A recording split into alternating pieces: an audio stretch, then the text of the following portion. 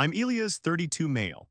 I live just outside of Aspen, Colorado, where I run a veterinary clinic from a small farmhouse on a plot of land I bought myself. My life is quiet, measured in the rhythm of healed paws and grateful owners, a world away from the cold, corporate empire my family commands.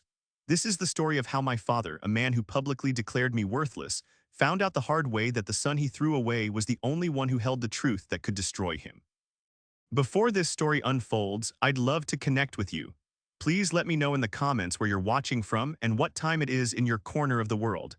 It's amazing to see how far these stories can travel. The invitation arrived on a Tuesday, delivered by a courier in a black town car that looked completely alien parked next to my dusty pickup truck.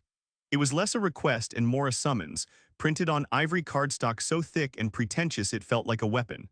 The Vance family crest was embossed in gold at the top, a symbol of a world I had escaped years ago. The message was as cold and commanding as my father himself. Your presence is required at the 70th birthday celebration of Alistair Vance. Black tie. Attendance is non-negotiable. I almost tossed it in the burn pile with the medical waste. I hadn't spoken to my father, Alistair, in 3 years, not since my older brother Julian's wedding. That night, he'd introduced me to a senator as the family's charitable cause, a little joke that got a hearty laugh from his circle of predators. That was Alistair Vance in a nutshell, a man who could turn a son's life's work into a punchline for sport. My clinic, the one he so easily mocked, sits on 5 acres of rolling hills. I built it from the ground up using a small trust fund my mother, Eleonora, had left me. It wasn't Vance money, it was her money, a distinction that mattered more than anything. Every nail, every sterile operating table, every kennel was a testament to a life I had chosen, not one that was assigned to me. I specialized in difficult cases, the ones other vets in the valley gave up on. My days were long, filled with the grit and reality of life and death, a far cry from the abstract cruelty of my father's boardrooms. The morning the invitation came, I was setting the broken leg of a sheepdog whose owner, a rancher named Gus, could only pay me in firewood for the winter. That was the currency of my world: trust, gratitude, and a warm hearth. As I held the heavy invitation, the contrast was sickening. The paper it was printed on probably cost more than the surgical steel I was using to save the dog's leg. "You going to go?" my assistant Maria asked, her eyes scanning the opulent script. "Why would I?" I replied, not looking up from my work. "So he can humiliate me in front of a larger audience this time." But as the days passed, the invitation sat on my desk, a silent challenge. There was a part of me, a small, stubborn part I usually kept buried, that felt a pull. Maybe it was a flicker of hope that after all these years he might see the man I'd become. Or maybe, more honestly, it was a desire to look him in the eye and show him that his rejection hadn't broken me. I was thriving, not in his world of hostile takeovers and leveraged buyouts, but in a world of healing and compassion. The Vance family dynamic was simple. My father, Alistair, was the king. My 2 older brothers, Julian and Gideon, were the princes, groomed from birth to inherit the kingdom of Vance Industries. Julian, the eldest, was a carbon copy of our father, ruthless, charming when he needed to be, and utterly devoid of a moral compass. Gideon was the numbers guy, a quiet shark who could find a financial vulnerability and exploit it without a flicker of emotion. They were perfect corporate soldiers, molded in Alistair's image. And then there was me, the boy who brought home stray cats and splinted the wings of injured birds. The teenager who spent weekends volunteering at the local animal shelter instead of learning the art of the deal at the country club. My love for animals was a source of constant irritation for my father, a bizarre and sentimental flaw in the Vance bloodline. He saw compassion as a liability, a weakness that had no place in his world. My mother, Eleonora, had been my only ally in that cold, cavernous mansion. While Alistair taught my brothers about stock options, she would sneak me books about Jane Goodall and James Herriot. She was the one who encouraged my dream of becoming a veterinarian, telling me that kindness was a form of strength my father could never comprehend. "Your heart is your greatest asset, Elias," she'd whisper, tucking me into bed. "Don't ever let him convince you otherwise." Cancer took her when I was 12. Her death was a quiet, drawn-out tragedy that sucked all the warmth from our home. The funeral was a sterile, corporate affair. Alistair gave a eulogy about her strength and legacy, but never once mentioned the word love. Julian and Gideon stood beside him, stoic and dry-eyed, already mastering the Vance tradition of suppressing all human emotion. I cried until I was physically sick, earning a look of pure disgust from my father that I can still see with perfect clarity. 3 days after we buried her, he shipped me off to a boarding school in New Hampshire, a place for the inconvenient sons of powerful men. I spent the next 6 years there, returning only for holidays that felt more like shareholder meetings. The day I turned 18, I cashed out my mother's trust and moved to Colorado. I never looked back. Now that Golden Edge summons sat on my desk, a relic from a life I'd fought so hard to escape. Against my better judgment, I found myself booking a flight to New York. I told myself it was to get closure, to face the beast in his own den one last time and walk away for good. I even rented a tuxedo, a suit of armor for a battle I didn't fully understand I was about to fight. The night before I left, I got a call about a horse with severe colic at a nearby farm. I spent the next 5 hours in a cold barn with my arm inside an animal, fighting to save its life. As I worked under the single dim bulb, the horse's owners watching with worried faces, I felt a profound sense of peace. This was real. This mattered. This was a life built not on power, but on purpose. I thought about the opulent party waiting for me, the fake smiles, the casual cruelty. I thought I was prepared for it. I thought my life in Colorado had made me immune to my father's judgment. I had no idea that I wasn't just walking into a birthday party. I was walking into a trap my mother had set 20 years ago, and the bait was my own public destruction. The Vance estate in Greenwich, Connecticut was exactly as I remembered it, a monument to obscene wealth and emotional sterility. The mansion looked less like a home and more like a corporate headquarters with perfectly manicured lawns that seemed afraid to grow. As I stepped out of the taxi, the sound of a string quartet drifted from the open doors, a melody of polite, calculated joy. I was late, deliberately so, hoping to blend into the crowd. It was a foolish hope. The moment I entered the grand ballroom, a hush fell. Heads turned, conversations faltered. It was like a gazelle walking into a den of lions. 200 pairs of eyes belonging to the East Coast's elite fixed on me with a mixture of pity and morbid curiosity. The family disappointment had arrived. My Aunt Carol was the first to approach, her smile as thin as her diamond necklace. "Elia's darling," she cooed, air-kissing the space beside my cheeks. "We were so worried you wouldn't make it. Alistair said you were terribly busy with your little farm."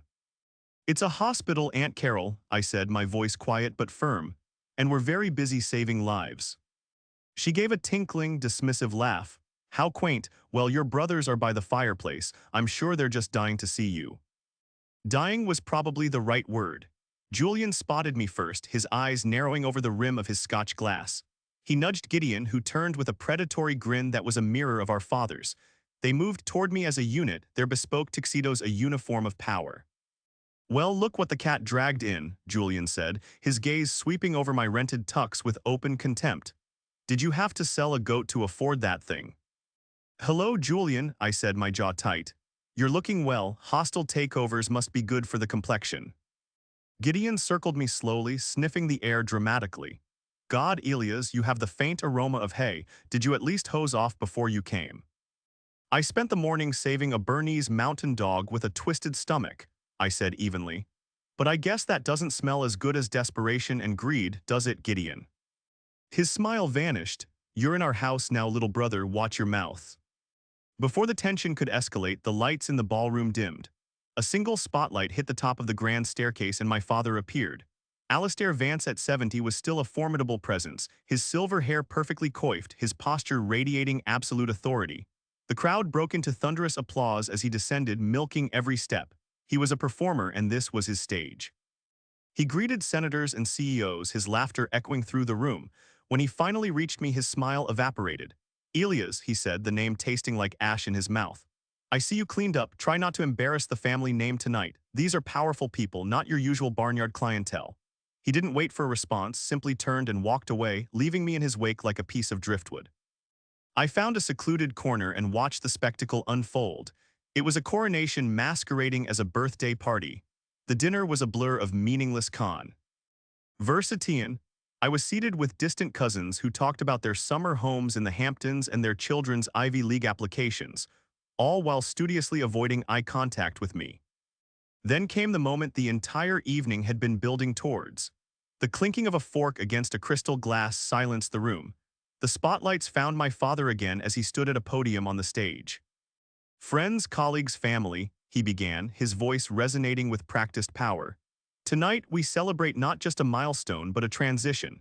For 40 years, I have built Vance Industries into a global titan, but an empire is only as strong as its future." Julian and Gideon moved to the front, their wives on their arms, their faces alight with anticipation. "It is time to pass the torch," Alistair declared. To my eldest son, Julian, whose strategic brilliance has been essential to our growth, I bequeath our North American manufacturing divisions, the corporate real estate portfolio, the family estates in Connecticut and St. Bart's, and $20 million in liquid assets. The room erupted. Julian stepped forward and raised his glass to our father, the picture of a proud heir.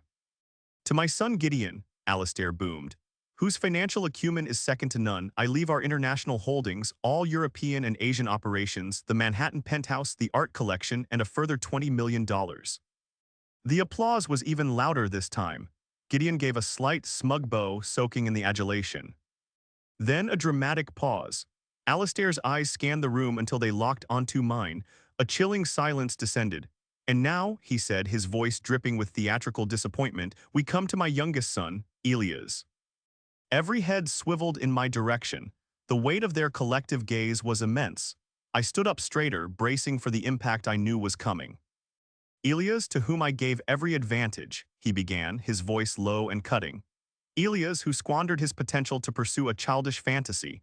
While his brothers were learning to command industries, Elias was learning to deworm puppies. While they built an empire, he chose to play in the dirt.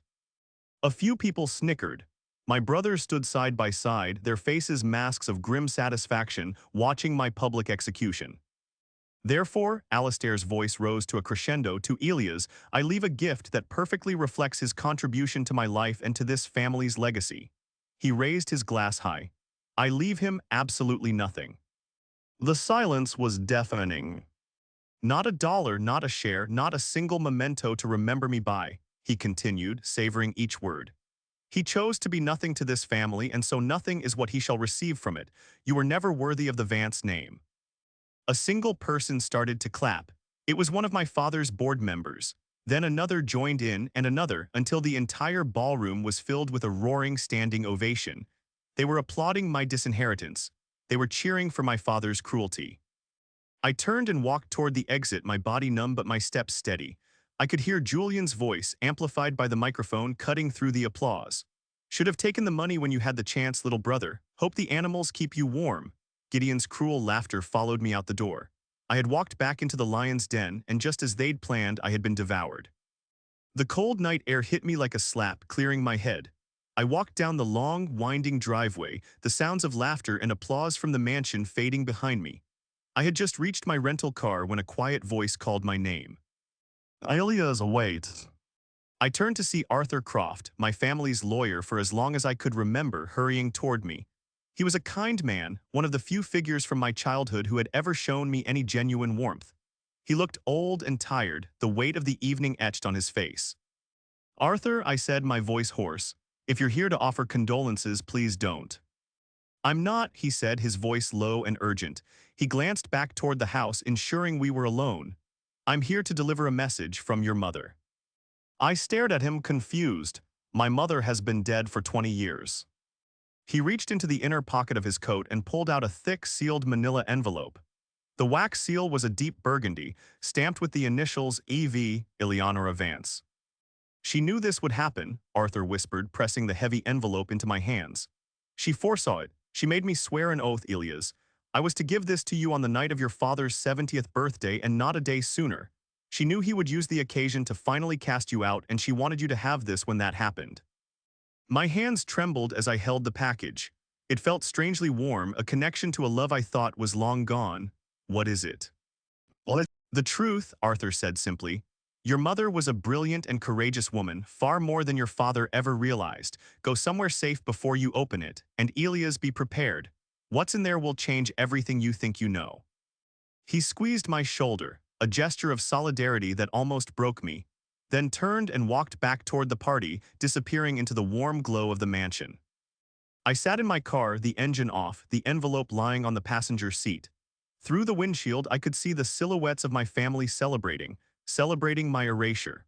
My mother, reaching out from across 2 decades, had chosen this exact moment of my deepest humiliation to speak again. I drove to a quiet overlook a few miles away, the lights of the city glittering below. With shaking hands, I broke the wax seal. Inside was a letter, written in my mother's elegant, familiar script. The sight of it made my throat ache. I took a deep, steadying breath and began to read. My dearest Elias, If you are reading this letter, it means your father has finally done what I always knew he would. He has publicly cast you aside. I am so sorry for the pain he has caused you, but I need you to be strong, because the truth I am about to tell you is a heavy burden. I did not die from cancer, my love. Or rather, the cancer was merely the weapon, not the cause. I was poisoned slowly and deliberately by your father. My blood ran cold. I read the sentence again and then a third time. It didn't seem possible. 6 months before I was diagnosed, the letter continued, I discovered the secret upon which Vance Industries was built. Your grandfather, my father, was a brilliant inventor. The core patents that launched your father's company, they were never Alistair's. He stole them from my father, forged ownership documents, and then systematically ruined him, driving him to an early grave. Alistair told you he died of a heart attack. He died of a broken heart. I remembered my maternal grandfather, a gentle man who always smelled of pipe tobacco and peppermint. Alistair had always dismissed him as a weak-willed dreamer. I found my father's original patent filings and Alistair's forgeries. I confronted him. I told him I would expose him. That was my fatal mistake. Weeks later, my illness began. The doctors were baffled by how aggressive it was. Alistair insisted on using a private oncologist, a Dr. Mayer, a man who fled the country shortly after I died. When I realized what was happening, I began to prepare. I knew I couldn't fight him and win, not while I was alive. But I could arm you. I spent the last months of my life gathering evidence.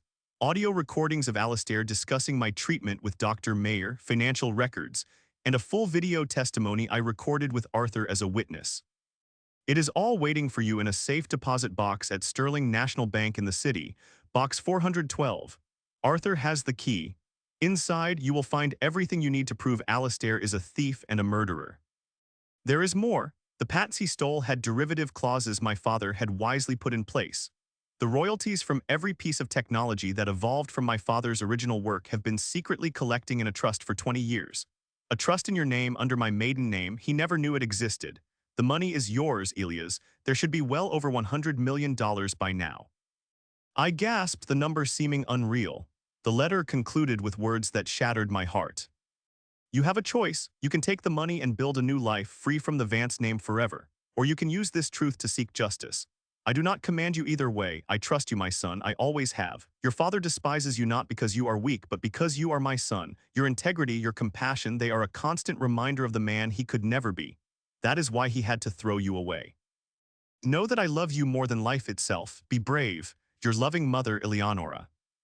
A postscript was added at the bottom. P.S. On the audio recordings, listen carefully to the one dated March 4, 2005.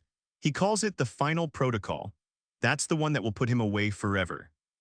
I sat in stunned silence, the letter trembling in my hand. My father wasn't just cruel, he was a monster, a thief, a murderer. And my mother, my quiet, gentle mother, had been a warrior fighting a secret war from her deathbed. I looked back in the direction of the mansion, now just a distant glimmer on a hill. Inside, a monster was being celebrated as a king. My path was suddenly crystal clear. This was never about money or acceptance. My mother hadn't left me an inheritance, she had left me a weapon. And I knew with absolute certainty how I was going to use it. Monday morning felt like the dawn of a new world. The drizzling rain that fell over Manhattan matched the somber mood as I met Arthur Croft outside Sterling National Bank. He carried a worn leather briefcase and wore an expression of grim resolve. He had been carrying this secret for 2 decades, a silent promise to a dying friend. Today, that promise would finally be honored. Are you ready for this, Elias? He asked, his voice low. Once we open this box, there is no turning back. The lives of your father and brothers will be irrevocably destroyed. I thought of my mother's letter, of her last words entrusting me with this task. They built their lives on my mother's grave, I said, my voice hard. Let's go dig it up. The bank's vault was a fortress of polished steel and hushed reverence. A manager with a practiced, neutral smile led us to a private viewing room after Arthur presented the key and I provided my identification. We were left alone with safe deposit box 412. It was heavy, much larger than I'd anticipated. Arthur placed it on the table between us and used his key in tandem with the bank's. The heavy metal door swung open. Inside, my mother's meticulous nature was on full display. It was an archive of a crime, perfectly organized. There were folders neatly labeled with dates and subjects, a small encrypted USB drive, and several notarized documents sealed in plastic. We started with the folder labeled Patents. The first document was my grandfather's original patent for a revolutionary data compression algorithm, the technology that had become the bedrock of Vance Industries' software division. His signature was a confident looping script. Clipped to it was Alastair's forged version. The signature was a clumsy imitation, obviously traced. My mother had even included a report from a handwriting expert she'd secretly hired, confirming the forgery beyond any doubt. There were bank statements showing a $50,000 payment from Alastair to a known forger 2 days before the patent was filed in his name. Next, we plugged the USB drive into Arthur's laptop. It contained dozens of audio files. We found the one my mother had mentioned, dated March 4, 2005. I clicked play. Alastair's voice, younger but just as cold, filled the small room. "The current treatment isn't working, Mayor. She's still lucid. She's still writing things down. We need to accelerate the timeline." Another voice, nervous and thin, replied, "It had to be Dr. Mayer. Alastair, we're already at the highest possible dosage of the chemotherapy agent. Any more and the toxicity will be obvious in an autopsy." There was a pause, then Alastair's chilling reply. "Then we use something else, something that mimics natural organ failure. I've been reading about heavy metal toxins. They are untraceable if administered correctly over time. This ends now, doctor. Find a way. This is the final protocol. I have a merger to close, and I will not have her ghost haunting the boardroom."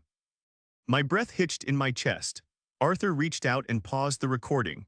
I had to stand and walk to the corner of the room, my hands braced against the cold wall, fighting back a wave of nausea.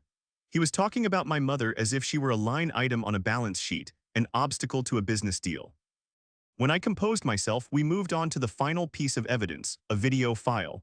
I clicked play and my mother's face appeared on the screen. She was in a hospital bed, her beautiful features gaunt, her head bare from the chemotherapy. But her eyes burned with a fire that defied her illness. "My name is Eleonora Vance," she said, her voice weak but steady. "And I am being murdered by my husband, Alastair Vance." For the next 30 minutes, she laid out the entire story, from the stolen patents to the poisoning, her narrative clear and damning. Arthur was visible in the frame, his presence as her lawyer and witness giving it legal weight. Seeing her like that, so frail but so fierce, broke my heart and solidified my resolve into steel. Finally, we reviewed the financial documents. My mother, using her maiden name and a Canadian law firm, had created the Brennan Trust. It had been quietly collecting royalties from derivative patents for 20 years. The current balance sheet showed a figure that made me dizzy: $152,418,321. "She was a genius," Arthur said, his voice thick with emotion. "She knew Alastair's greed would make him overlook the fine print of intellectual property law.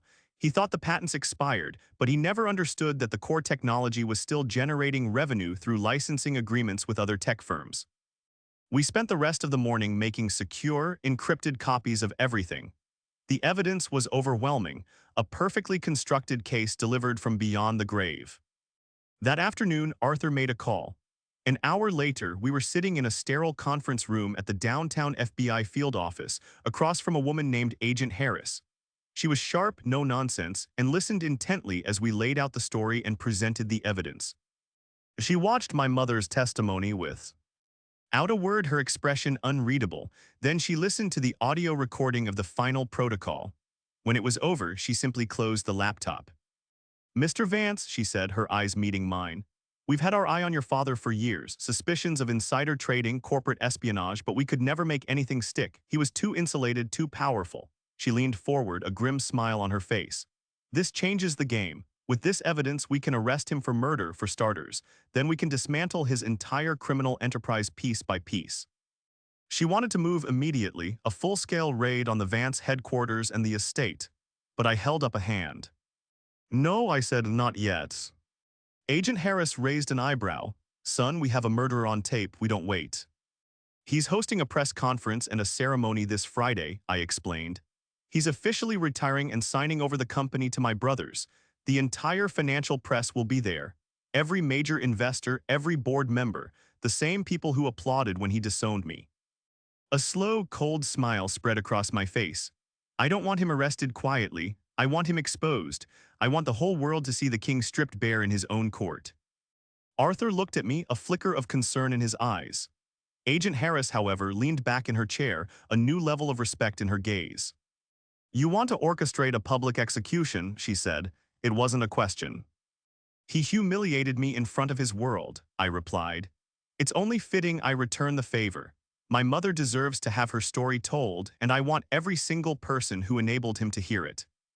The next 3 days were a blur of calculated preparation. Agent Harris and her team worked with a quiet, lethal efficiency, securing warrants and preparing for every contingency. My role was to devise the perfect moment for the trap to spring. Alistair, blinded by his own arrogance, was unknowingly planning his own downfall. The ceremony on Friday was not just his retirement, it was his magnum opus, a final demonstration of his power as he passed his legacy to his chosen sons. It was the perfect stage. Arthur and I worked from a secure hotel suite, coordinating with the FBI. The plan was simple in its design but complex in its execution. The ceremony was being held in the atrium of the Vance Industries skyscraper, a cathedral of glass and steel. It would be packed with over 500 guests, industry titans, politicians, and journalists from every major news outlet. Alistair loved an audience. We were going to give him one he'd never forget. The plan had several phases. Phase 1 was entry. Agent Harris ensured that a team of plainclothes agents would be mixed in with the catering staff and event security, with a tactical team on standby just outside the building. My entrance would be the trigger. I would walk in not as a guest, but as an accuser. Phase 2 was the confrontation. The centerpiece of the event was the signing of the transfer documents on stage. Alistair, Julian, and Gideon would be at a large mahogany table, a live feed projecting their images onto massive screens for everyone to see. I was to interrupt the proceedings just as Alistair was giving his final address. Phase 3 was the reveal. We had coordinated with the event's audiovisual team, replacing their planned tribute video with our own files. A trusted technician working with the FBI would give me control of the sound system and the video screens from a tablet. I would first make the accusation of theft, then for the grand finale, I would play the audio recording of the final protocol. Phase 4 was the arrest. The moment the recording played, Agent Harris and her uniformed officers would enter and make the arrest on stage in full view of the rolling cameras. This is incredibly risky, Elias, Arthur warned me on Thursday night as we went over the plan one last time. Alistair is a cornered animal. When he realizes what's happening, he could become unpredictable. He's counted on people being afraid of him his whole life, I said, my voice steady. He's never faced someone with nothing to lose. He already took everything from me. What else can he do? That night I couldn't sleep. I kept seeing my mother's face from the video testimony, the mixture of pain and fierce love in her eyes. She had placed her faith in me, trusting that the son she had raised to be compassionate would also have the strength to be a warrior when the time came. This wasn't just for her. It was for the boy she had protected, the boy Alistair had tried so hard to break. On Friday morning, I put on a simple, dark suit. It wasn't a rented tuxedo this time. It was my own, a suit I'd bought for the rare occasions I had to appear in court as an expert witness in animal cruelty cases. It felt appropriate. Today, I was a witness to the ultimate act of cruelty. As I prepared to leave the hotel, I found myself thin. King about my brothers. Julian and Gideon had no idea their entire world, every luxury they had ever known, was about to be obliterated. They were arrogant, cruel, and had stood by silently, even gleefully, as our father disowned me. But they were also victims of his manipulation, molded into his image, never given the chance to be anything else. I felt a fleeting pang of something, not quite pity, but a sad acknowledgement of their own stolen lives. But my mother's memory overshadowed everything. They had chosen their side, now they would face the consequences. I met Agent Harris in the lobby. She handed me a small earpiece. "We'll be in communication the entire time," she said. "My team is in place. The stage is set, Mr. Vance. Are you ready to bring down the house?" I took a deep breath. For 20 years, Alistair Vance had lived as a king, his crimes buried with the wife he murdered. He built an empire on lies, and my brothers were about to inherit a poisoned throne. But my mother had played the long game. She had planted a seed of truth and trusted it to grow in the dark. Today was the day of the harvest. "He's not Mr. Vance," I said quietly. "He's a murderer, and I'm not bringing down the house. I'm bringing it to justice." Together, we walked out into the crisp autumn air, heading toward the glass tower where my family's reign was about to come to a spectacular and fiery end. The final move in a 20-year-old chess game was about to be made, and Alistair Vance had no idea he was already in checkmate. The atrium of Vance Tower was buzzing, a hive of power and influence. Champagne flowed, and the air was thick with the self-congratulatory hum of the financial elite. On a raised stage at the far end of the room, my father stood between my brothers, beaming under the lights. The massive screens behind them showed the Vance Industries logo, a symbol of a legacy built on secrets and blood. I walked through the main doors, flanked by Arthur.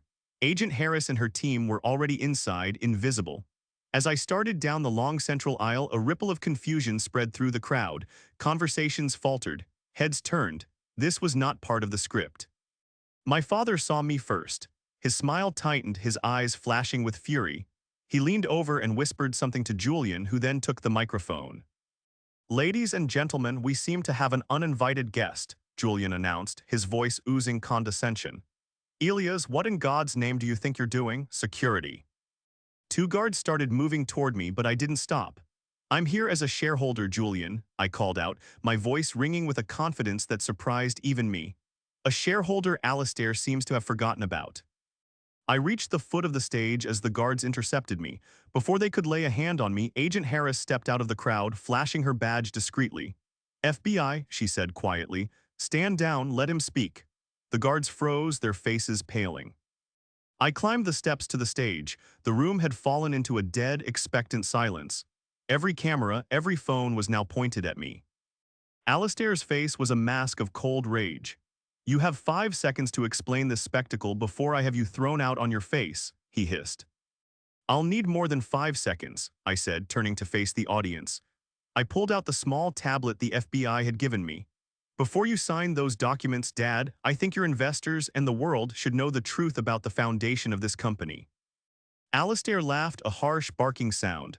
"The ravings of a bitter, disinherited child, don't listen to him. This company was built on patents stolen from your wife's father, Theodore Brennan," I declared, my voice amplified by the room's acoustics. "You forged his signature, paid off a criminal to create false documents, and built your fortune on the work of a man you destroyed." A collective gasp went through the crowd. Reporters were scrambling, shouting questions. Julian and Gideon looked at Alistair, their faces filled with confusion. "Lies," Alistair roared, "you have no proof." "Oh, I have proof," I said calmly. I swiped the tablet and the massive screens behind us flickered to life. The image of my grandfather's original patent appeared, his signature clear and bold. Beside it, Alistair's forgery, a pathetic imitation. Then the bank statement showing the payment to the forger. The evidence was undeniable. The crowd was in an uproar. "But that's not the worst of it," I continued, my voice dropping, pulling the focus of the room back to me. "That's just theft. You see, my mother, Eleonora Vance, discovered this 20 years ago, and she made the mistake of confronting him." Alistair took a step toward me, his face contorted with hate. "You dare speak her name?" "I dare," I said, looking him directly in the eye, "because she left me a message. She left me this." I pressed another button on the tablet. A single audio file began to play, broadcast through the state-of-the-art sound system. It was my father's voice, cold and clinical, filling the vast space. "The current treatment isn't working, Mayor. She's still lucid. We need to accelerate the timeline. I have a merger to close, and I will not have her ghost haunting the boardroom. This is the final protocol." The silence in the room was absolute, broken only by the sound of my father's recorded voice plotting my mother's murder. People in the audience covered their mouths in horror. My brothers, Julian and Gideon, stared at their father, their faces canvases of disbelief and dawning terror. The empire they were about to inherit had just been revealed as a crime scene. As the recording ended, the main doors of the atrium burst open. Agent Harris, now flanked by a dozen uniformed FBI agents, strode down the aisle. "Alistair Vance," she announced, her voice booming with authority, "you are under arrest for the murder of Eleonora Vance. You are also under investigation for wire fraud, patent theft, and corporate espionage. You have the right to remain silent." Two agents ascended the stage and pulled Alistair's arms behind his back, the sharp click of the handcuffs echoing through the silent room. For the first time in his life, Alistair Vance looked small, his power stripped away in an instant. His eyes found mine, burning with a hatred so pure it was almost beautiful. "You," he spat, his voice a venomous whisper, "you destroyed this family." "No," I said, my voice clear and steady for everyone to hear. "You destroyed this family when you murdered my mother. I just turned on the lights." They led him off the stage. The room exploded into chaos. Cameras flashed like lightning, reporters screamed questions, and investors rushed for the exits, desperately calling their brokers. I stood amidst the pandemonium, looking at my brothers. They were ghosts, pale and motionless, watching their father being led away in cuffs. Their inheritance, their identities, their entire world had evaporated in the space of 5 minutes. Julian grabbed my arm, his grip surprisingly strong. "What have you done?" he whispered, his face ashen. "It's all gone, everything." "It was never yours to begin with, Julian," I said, pulling my arm away. "It was built on a lie, it was all hers." I walked off the stage, leaving my brothers standing in the ruins of their kingdom. The crowd parted for me as I walked toward the doors, their expressions a mixture of awe, fear, and a strange, grudging respect. The son who had been declared worthless had just proven that the truth was the most valuable asset of all. 6 months later, I stood on a hill overlooking my property in Colorado. The small farmhouse was gone, replaced by the sprawling, modern structure of the Eleanor Vance Memorial Animal Hospital. It was the largest and most advanced veterinary trauma center west of the Mississippi, built with the first distribution from the Brennan Trust. It was a monument not to wealth, but to the woman who had valued compassion above all else. Alastair Vance's trial was a media sensation. The evidence was so absolute, so damning, that the jury took less than 2 hours to convict him on all counts. He was sentenced to life in prison without the possibility of parole. I attended the trial every single day, sitting in the front row. He refused to look at me even as the verdict was read. His arrogance held until the very end. Vance Industries, rotten to its core, collapsed under the weight of federal investigations and shareholder lawsuits. It was dismantled and sold for parts, its name erased from the landscape of American business. My brothers were left with nothing. The houses, the cars, the bank accounts, all were seized as assets derived from criminal activity. They were forced to face a world that didn't care about the Vance name, a world where they had to survive on their own merit for the first time in their lives. Gideon disappeared. I heard through Arthur that he had moved to South America, trying to leverage his financial skills in a less regulated environment. He never contacted me. But Julian surprised me. 3 months after the trial, he showed up at my construction site in Colorado. He looked haggard, thinner, the designer suit replaced by jeans and a worn jacket. "I need a job," he said, the words tasting like poison in his mouth. "I'll do anything, shovel manure, clean kennels, I don't care." I looked at my older brother, the man who had mocked and belittled me my entire life. I saw not a prince, but a broken man trying to find a footing. "Why here, Julian?" He looked at the steel frame of the rising hospital, at the name on the large sign out front. "Because," he said, his voice cracking, "this is the only thing our family ever built that wasn't a lie. I need to learn how to build something real." I hired him. He started by cleaning cages. It was humbling. Difficult work. The arrogance was slowly stripped away, replaced by a quiet diligence. He was good with the animals, surprisingly gentle. Over time, he learned the business, not the business of hostile takeovers, but of managing payroll for a nonprofit, of ordering medical supplies, of comforting grieving pet owners. He started to heal. We started to become brothers. Arthur Croft retired after the trial, his final promise to my mother fulfilled. He came to the hospital's grand opening, his eyes filled with tears as he walked through the state-of-the-art surgical suites and recovery wards. "She would have loved this, Ilias," he said. "She didn't just want revenge. She wanted to create something good from all the bad. She knew you were the only one who would understand that." "How did she know I wouldn't just take the money and run?" I asked, a question that had lingered in my mind. Arthur smiled. "Because she was your mother. She knew that the son who cried over a bird with a broken wing would never be corrupted by money. She didn't choose you because you were the cast-off. She chose you because you were the strongest." A few weeks ago, I received a letter from a federal penitentiary. It was from Alastair. His handwriting was frail.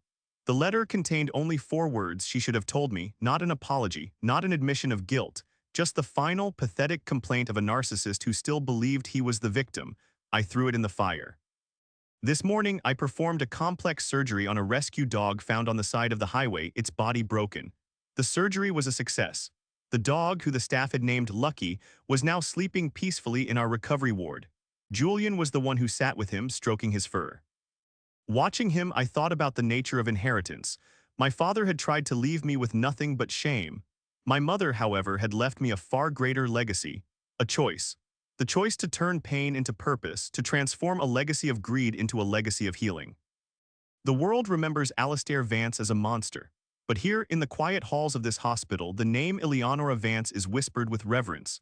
Her truth didn't just set me free, it built a sanctuary.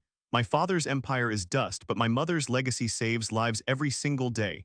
That is the only victory that matters, that is real power, and that is an inheritance worth fighting for.